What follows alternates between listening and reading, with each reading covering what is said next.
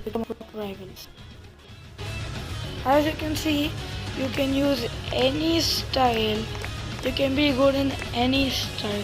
For example, I have Karasu over here. The most important thing is that you need to learn ankle breakers. That is the only way you can get past your opponents.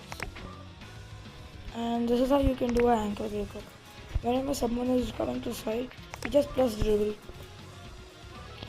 Now, how can you use your moves properly?